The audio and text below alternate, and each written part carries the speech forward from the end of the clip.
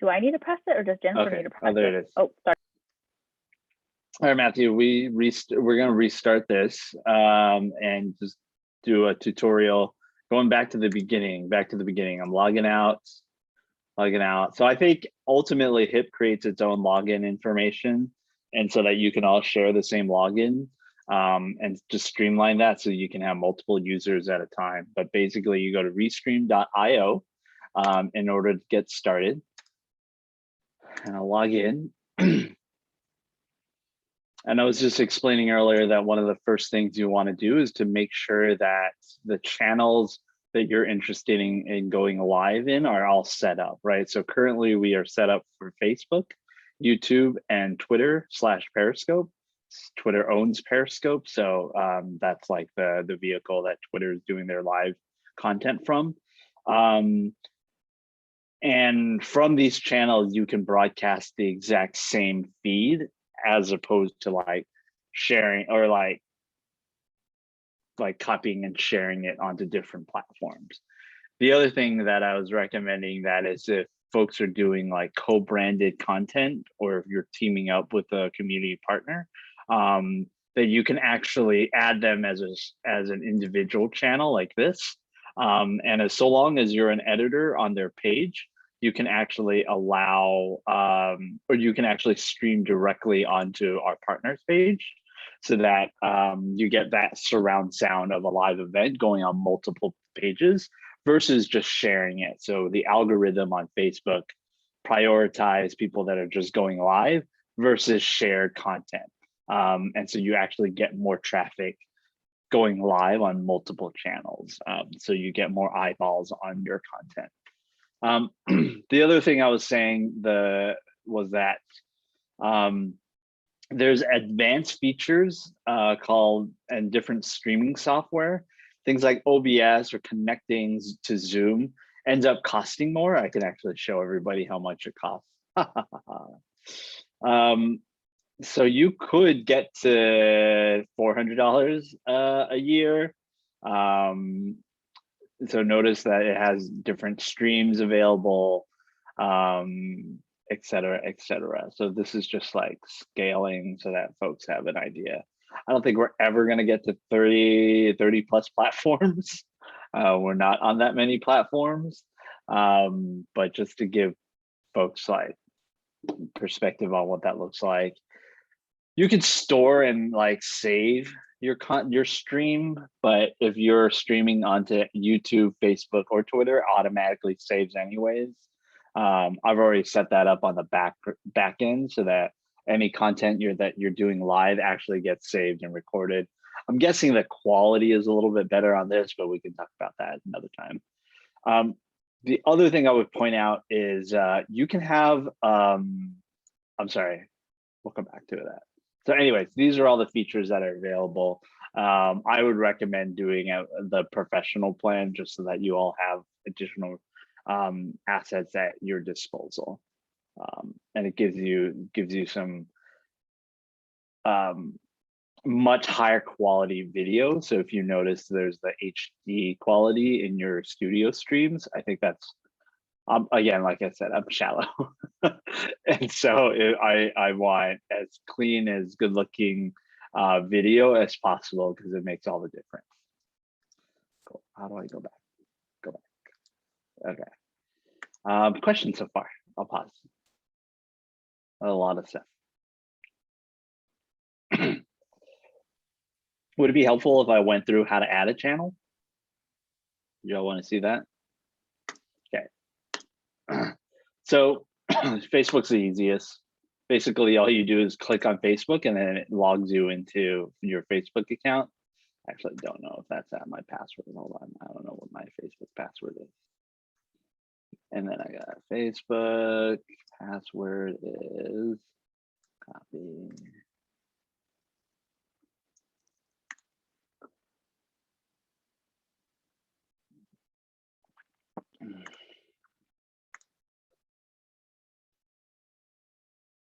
Sorry, Facebook's the worst.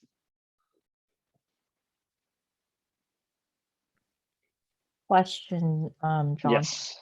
So then HIP would or should create our own separate account. And is there like a trial account before you like fully subscribe to like one of the tiers, or do you have to purchase it before you're able to like play around with and utilize some of its I think the features? trial is for 14 days, but it's not like a full on all the features. I ended up doing a trial run for a month just to see how it was. So we just went, this is our second month now. So I paid for the first month just to test it out. Yeah. I think it's like 14 days. Okay. Okay, so now I'm logged into Facebook, right? So I'm logged in under my name, and all the things that show up are the things that I am a manager of, right? So I'm a manager of Freedom, what do you call it? Freedom Inc., my Yaz. I can broadcast to all the pages. This is Nancy's, like, this is our dream business idea of opening up an ice cream shop in Sacramento. Oh my god, I love it. This is like the random idea about creating like a kids YouTube channel. I'm just like, we just created a bunch of Facebook pages just to reserve that, right? This is when I ran for school board, right? So we got hip. I used to run Hmong Women's page. Anyways, so anything you're like in a group, in a administrator for on a public page shows up here, right? The fun part is that if you're also part of a group, this is like the new algorithm on Facebook. They're definitely prioritizing content on groups. So if you as an individual join like a private group, the content on those pages actually are more likely to show up in your feed than pages. So this happened after the 1990 or 2016 election when Trump won. One of the things Facebook did was that they were scared of like all this fake news that was being populated on pages. And so then they created closed environments called Facebook and like changed their algorithm to prioritize the groups you join versus just the pages you like. And so on Facebook, groups has taken priority, but this is also how disinformation gets spread in our communities, right?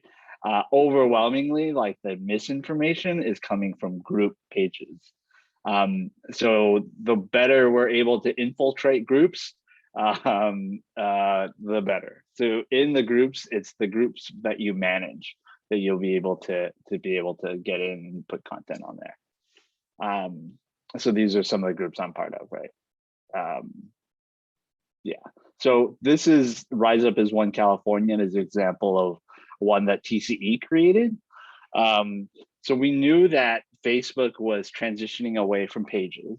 So you'll actually see on like the analytics page, the number of people looking at pages suddenly dips, and then the number of folks looking at groups like magically increases. And that's all changes that happened on the back end of Facebook. And so when people are like really critical about social media platforms, this is why, right? They just kind of arbitrarily make up rules about what they're going to populate and what they're not going to populate.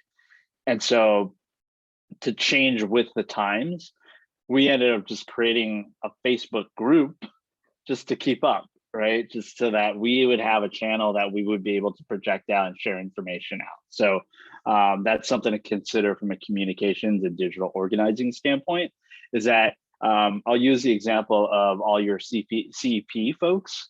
What if you created a Facebook group just for all the folks that have ever participated in CEP for HIP? Then you have like a dedicated group of folks that is getting your content on a regular basis. You can invite outside people into your groups, et cetera, right? So that's like, we can have a larger like social media strategy around how to organize your constituencies, but that's just some perspective, right? Like that on Restream, you have the ability to go on multiple channels and be able to tackle different communities depending on how you want to get there. So if you were to team up with Stone Soup and they added you as an editor, Stone Soup would show up here, right? So I think I'm full admin for Freedom Inc. And so, because I help do their digital ad buys, right? So I could go live on Freedom Inc. From their page, but let's not do that. Anyway, then you click save, and then once you click save, it shows up over here on the bottom, like as me. Any questions about channels?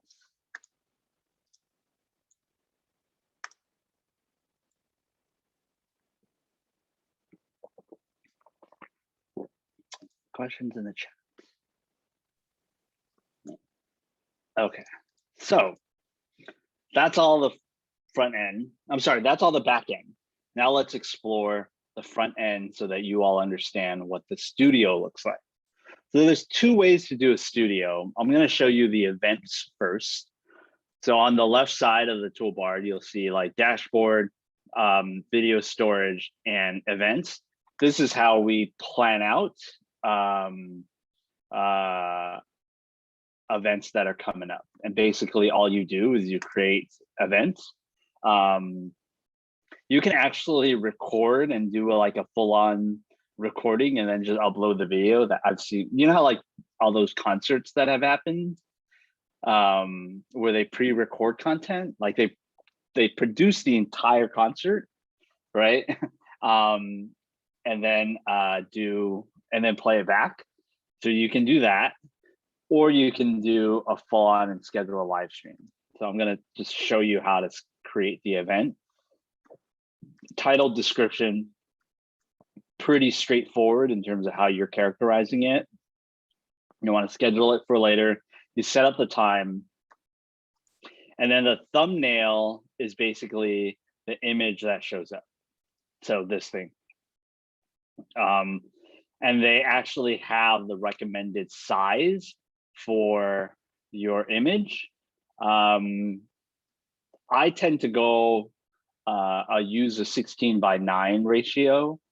We can talk about like image ratios at another time, but basically you want to make sure that your image conforms to this recommended size so that when you hit next and you publish it, so if I did test, and let's do it for like later, let's do it for tomorrow morning at 7 a.m., right? That you have all these channels that are available to you and you click create event, it actually creates a social media post on all your respective channels that reminds people when the event is happening. So it automatically generates your event. So you don't have to go into Facebook and create it. So there's a couple advantages in doing that, is that one, it's all coordinated, right? So in the past, if you didn't have a streaming software, you'd have to create like your Facebook event, and then you have to like tell people to tune in at a specific time. What this does is that automatically schedules it, and when the time comes, it actually starts the live stream on those platforms, right? So on Facebook, you actually see the event that it's about to get started. So it becomes a scheduled event that on Facebook they start to generate your audience before your event starts. And that's like the sweet spot for like inviting people to view or getting started, that sort of content. So my recommendation is always, if you can, create the event. Then you can actually go into Facebook and start inviting people into the event. That's what we haven't been able to do in promoting like Jennifer's content in the last couple of weeks. My reco would be create the event, and then we go back on the back end on Facebook and we actually start inviting people to the actual event. So let me actually show you what the back end of Facebook will look like.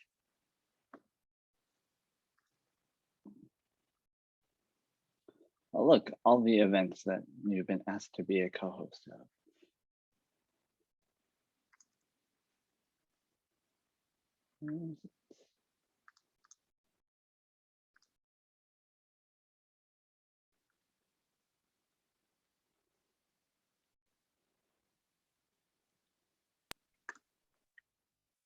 Johnathan, every time you do the event live feed thing, do you have to come up with a new graphic every time? And is there a way to just use like a continue using the same graphic for, like, for example, if Jennifer is going to do COVID-19 updates or whatever, are we able just to keep that image on there, or do we have to keep reloading it every time?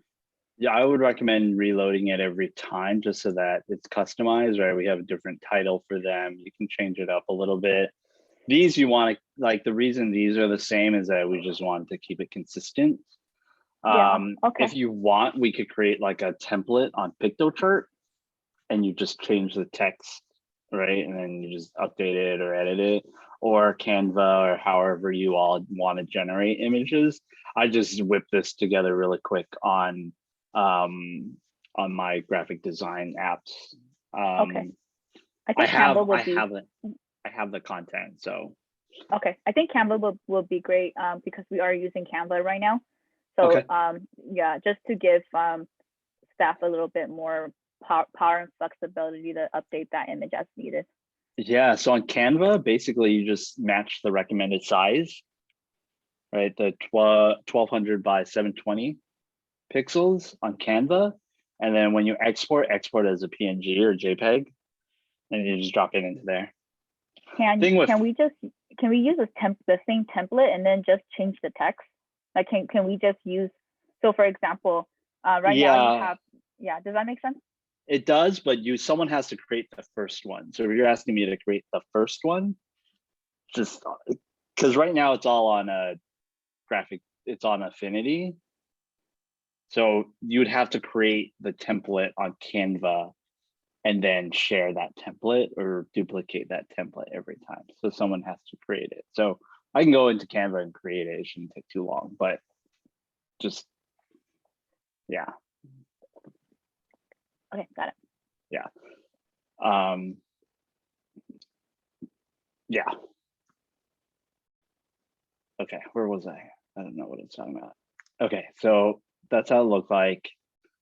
Let's go back to the dashboard. All right, let's look at the live. Oh, my bad. So when the event, so every time you schedule the event, right? When you go back to your dashboard, usually your scheduled events will show up right here. I'll be like, oh, Cummings, like enter studio. It'll just show up in this little blank area. Since we don't have anything scheduled right now, I'm just gonna go to the live studio just so that you can all see the back end. You've only seen what it looks like on the front end, right? Like when you all have clicked, you all don't see this full spectrum of stuff. Is that right? Okay. So a couple of things that to point out on this whole template, right? So there's different views. Actually, I'll pause on the views first. Okay, this is a chat on the left on this side. So when you go live, when people comment, it actually puts all the comments from the different channels that you're on. So if people are replying on YouTube, it'll show up here. If people are replying on Twitter, it shows up here. Applies on Facebook, it shows up here. Right, so this chat overlay is really interesting. And then if you want to show the chat with bubble, you just hit show. So one more time. So you move your mouse over it and it's just pretty simple. It just says show and then that pops up.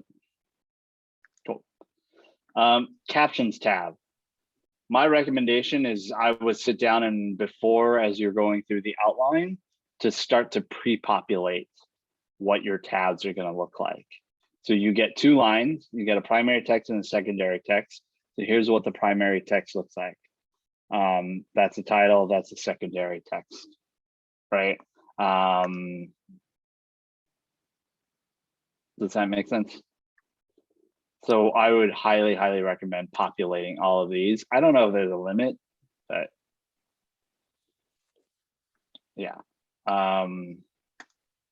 Cool. Question. This is, oh, yes. Sorry. About No, the chat, when you mentioned like if we live streamed not only to just solely Facebook, but like YouTube, for example, and then Mhm. comments pop up, do the comments distinguish so you know where they're originating from? Like if it's Mhm. Facebook or YouTube? Yeah. Yeah, so it'll have a little circle with the Facebook logo or the YouTube logo or the Twitter logo or Periscope Oh, logo. okay, got it. And then you can choose which one you want to share, right, or display. Okay, that's cool. Mhm. This is the bells and whistles part. In some of the other apps, it gives you a lot more customization in terms of like how all of these elements look. Right. So when you're broadcasting, what does that actually look like? And what content shows up? So the current caption looks like this, right? You can mess around with it. You can be like, oh no, let's make a full bar, or let's make a rounded one. All right. So you have that option at your disposal. Jennifer and I chatted really quick last week about whether or not it made sense for her to be on the back end and also hosting, or if it makes sense to have someone to back you up. It's kind of at your discretion how you want to do it. Managing all this stuff is not hard, but you have to have the ability to multitask, right? You have to have the ability to talk. You have to have the ability to follow through with your questions. If you want, I wouldn't recommend doing the chats and doing the interview. That's a lot, right? But it's good to see some of the comments that are coming in. And even as a participant, you are able to see the comments coming in. Yeah. Is that accurate? You're able to see like the different comments on Facebook and whatnot. So I instinctually would prefer to have more control, but I'm a control freak. So that's like where I default to, but it is a lot, right? So I don't. So if it's like your first trial run a couple times, like I wouldn't recommend doing it, but it doesn't hurt to like test it out.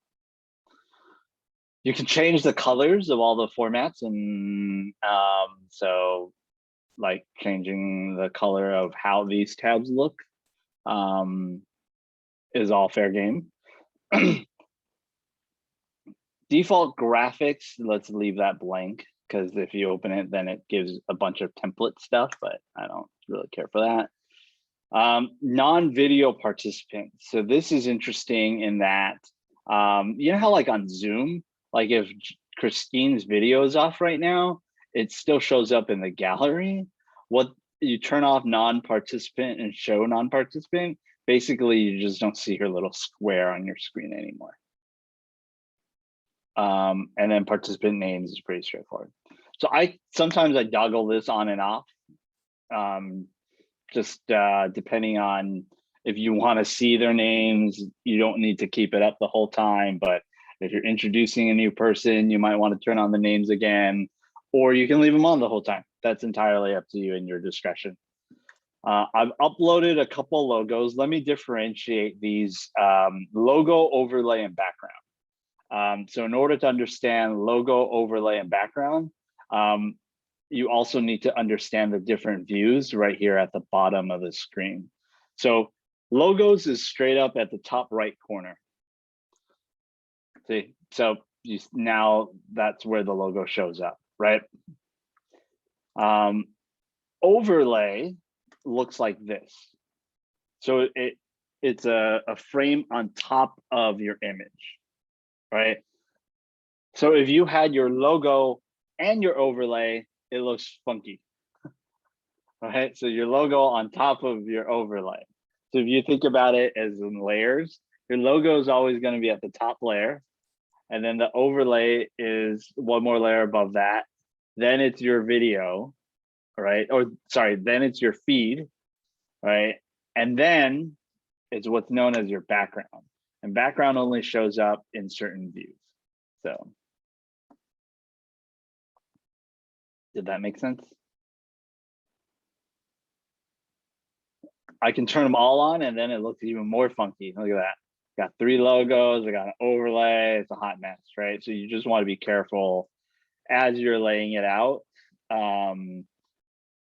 just know what layers you're trying to achieve. So if you're trying to, so this is when you have multiple people and you want to show their entire video, right? This is the contain. You want to have a background on it. For cover and half screen, those are just those take up your whole screen, so you actually don't need a background necessarily. And then for cinema, always have a background on it, because otherwise it looks like a black screen behind you. And then you can do thumbnails, which has like things show up on the right side. Does that make sense? Question so far? Yeah. Question. I know you said that it's doable to like learn how to manage this whole thing yourself, so long as you know how to multitask. Is there, but you said like to just stray away from, focusing on the chat and trying to interview and then also drop captions, because that's just like way too A lot. overwhelming. Yeah. Yeah. Is there any possible way where two people are on it, sort of managing it, and someone is navigating the chat while the person who might be the primary person on video, like tackles the graphics or the captions? I have not tested that out, where Oh, there's two producers at the same time. And I haven't seen how if that's even possible. oh, I see. Okay. Yeah, I haven't seen that. I think on this, it's only been one, unless, yeah. That makes sense if it's only just one. Yeah. And then question, when it comes to Yes. background video clips and overlay and like uploading, those are your own sort of creations that doesn't need to be compatible to the platform itself in order for it to like look. Yeah, the high resolution, the better, right? Okay. So a couple things that I ended up doing is that, so you can upload it and they actually have the recommended size. Oh, okay. Right, so the recommendation for all of these is 16:9, or AKA 1080p. Basically, it's a widescreen dimension. If you upload an image or background that doesn't align with the size specs, it squishes it or stretches it to fill the screen. So if you want it to be like consistent, you just match it up dimension wise. And 16:9 is the way to go. Or just go to 1080p. Oh. Mm-hmm. Would you mind demonstrating how video clips work? Video clips is basically you upload a video. So let's say you want to show a clip as you go live, right? Let's say you're trying to play the census hip video. I don't know, right? So you upload the video, then when you click show, it actually plays. Okay. Right, so it just finished playing and then it comes back. So you can straight up like upload a video content here, and then the audio of the video actually plays through the live feed. You know how like in Like the screen past sharing? where, I don't know. yeah, so you know how like people would share like a YouTube video in the background and have it play? Mm-hmm.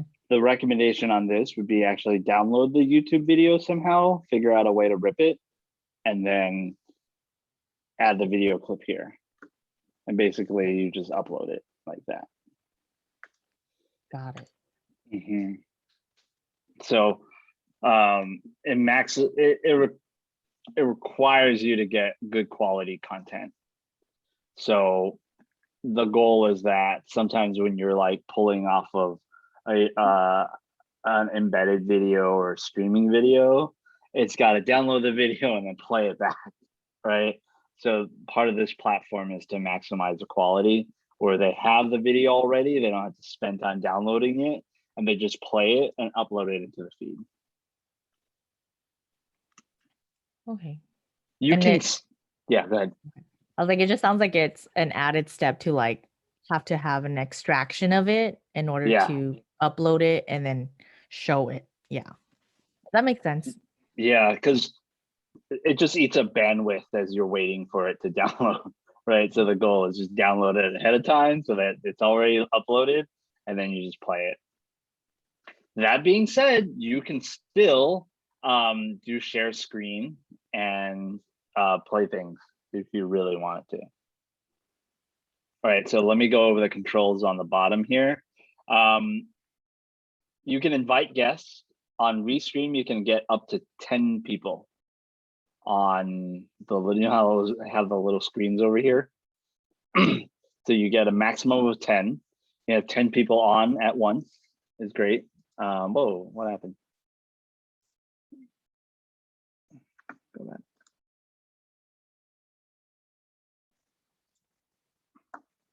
Yeah, so you can have 10 people on at once if you really wanted to. And it would look like this, and the thumbnails would show up like this. Or you can do like the Zoom way, where you have a bunch of little squares all over your screen. You can do, you could take, instead of having a background, you can have the video take up the whole screen. So if you're doing like a 2-on-2 interview, you might want to consider doing like a half screen. Right, then you get to see if the content looks a little bit more dynamic as opposed to having the full on background. But that requires like both people being front and center. Yeah. Let's see, what other features are there? This goes back to the same video thing. If you haven't pre-recorded or pre-uploaded the video, this is where you would upload it. These are the advanced settings that I mentioned earlier. If you wanted to connect Zoom or OBS, I don't think we have that feature right now. And then here's the settings. This is where whoever is running the backend should check the settings of everybody beforehand, right? And usually I would recommend someone a little bit more tech savvy to be able to help folks navigate it. So your video input is really important. You have, because we're paying for the professional level, you get 1080p video. 1080p is also dependent on your camera. So if you have a shitty webcam, I think the built-in camera on the MacBook is 720. So you'll still have HD quality, but it's not full HD. It's neither here nor there.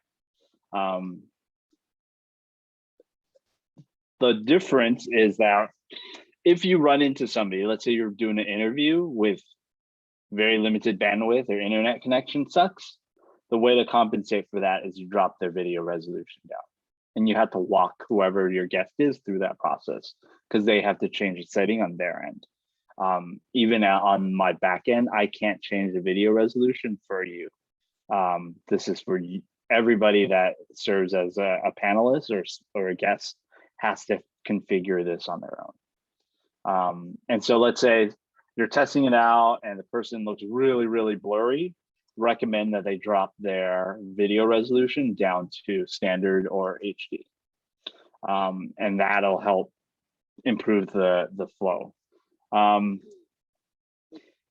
We ran into this last time when there was like the echo cancellation and noise suppression for Jennifer's mic. I've just turned them all off. In a perfect world, I would actually turn on high resolution audio. But if we're interviewing folks and we're not playing like a live concert, the quality of your audio isn't going to differentiate that much unless you have like instruments playing in the background.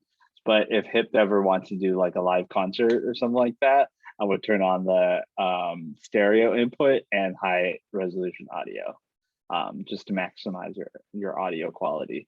And then the other thing is that when we stream and we upload, we're gonna upload at the highest definition as we possibly can. So that's a 1080p. One of the ways, so let's say, yeah, I don't think this is ever going to change, going at full HD. And I think that's it settings wise. This is how I generate like the link that you all get in your invitation. You click invite guests and you just copy the link and people show up into it. Nice. Question on the boxes in that little gear, the Mhm. settings. Yeah. When it comes to, I forgot you mentioned the check marks in advanced settings to just leave it unmarked or unchecked. Yeah, I unchecked all these. Okay. Yeah. Does it disrupt anything if and whoever's camera and settings were adjusted to like, all check mark? Like, will it Like cause any sort of audio issue? sometimes, like I think the only time it really messes with your audio is that if you have like a really sophisticated microphone and it's throwing it off. Most people aren't gonna have that issue, I don't think. But if there ever are any audio issues, this is how you would troubleshoot. Make sure that they're unchecked, so you just get the raw audio. Oh, okay. Got So it's just a check just in case. Yeah.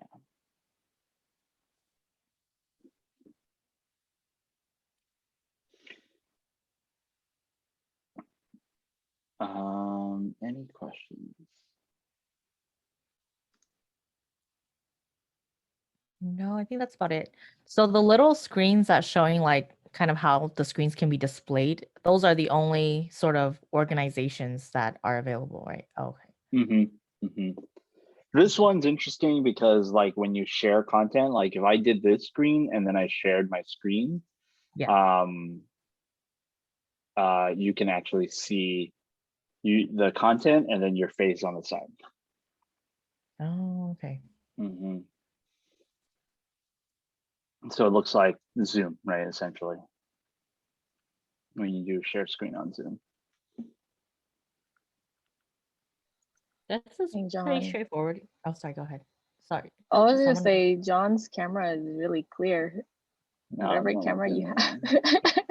It's literally all the time. I told him the same, and then he tried to fix mine, and it didn't work. I was like, what's up with this? It's because I also have a big old ring up here for lighting. That's probably the most important thing as you're doing all this is actually maximizing your lighting. Invest in a Very ring. true. I know. Yeah. Yeah, it makes a big difference. So let's do it. Let me stop screen sharing. Any other questions? If you want specific backgrounds or things in the overlay or background, let me know. Certainly can help with that side of it. Jonathan, I have a question. Have you tried restreaming videos on there? How's the quality like when it's been live streamed? So you mean the little video clips thing? The video clip. Yeah, it's really good as long as you have the file uploaded. It uploads to the feed at the feed that are the quality of the video that's uploaded. Does that make sense? So if you upload like a really good video, it'll play in the full quality.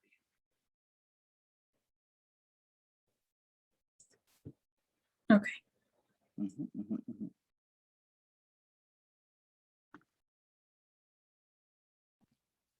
I guess my question then, final verdict, like A, we don't have a HIP Restream account officially formally yet, right?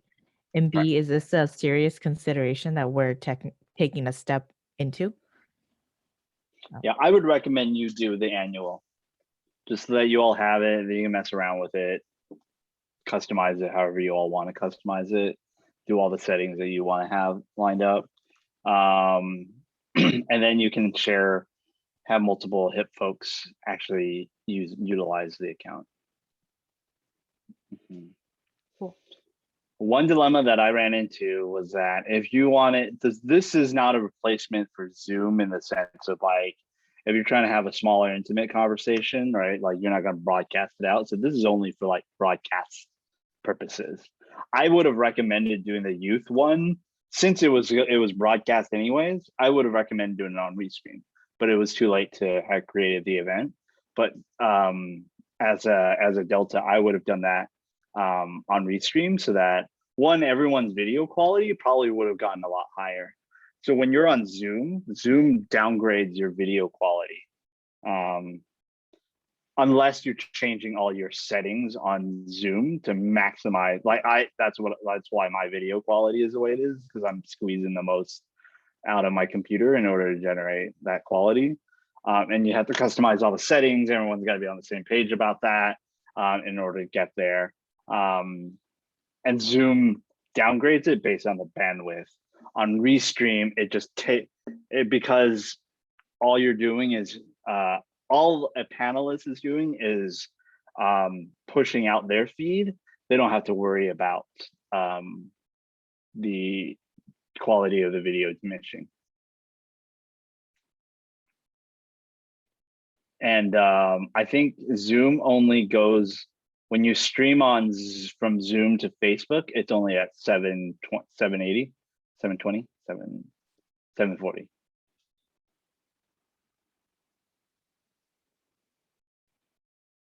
Again, shallow. I'm here for the quality. Any other questions?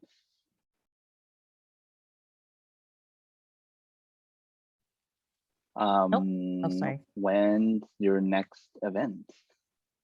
How can I help?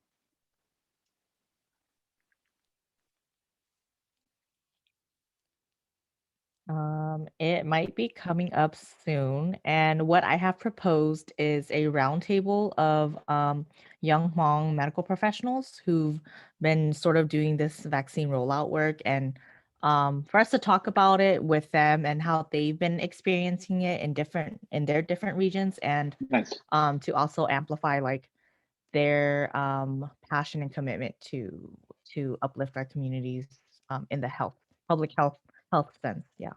Thanks. With that, I'm thinking of having that. I don't know if it will be next week. I'm thinking more so in May, because our Hmong TV Network Live is launching tomorrow, and then the rerun is happening on the 29th as well. And it might give me more time to plan a really effective roundtable discussion with these folks. And I just don't want to ram everyone. Makes sense. But I'm open to feedback and suggestions too. I'm super open, because my creativity has limitations.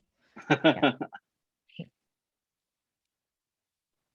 I'm down for all the content in all the worlds and just doing it often and frequently so that folks get to know you. Mm-hmm. Cool. Okay, I will keep you posted. In that case, will you still be doing the back end if we do launch that show or streaming live, or will one of us kind of try to kind of step up and coordinate the back end piece so that we kind of like adapt to learning how I'm pretty open to, you let me know what you need. Happy to help wherever you need me. Okay. Now that I know, it's really helpful now, because I'm like, okay, now I can prepare like the captions and what I want in terms of like video or images to drop and appear. Yeah, I think, oh, that's the other thing. You know how like the first time around we would just do a screen share of the image?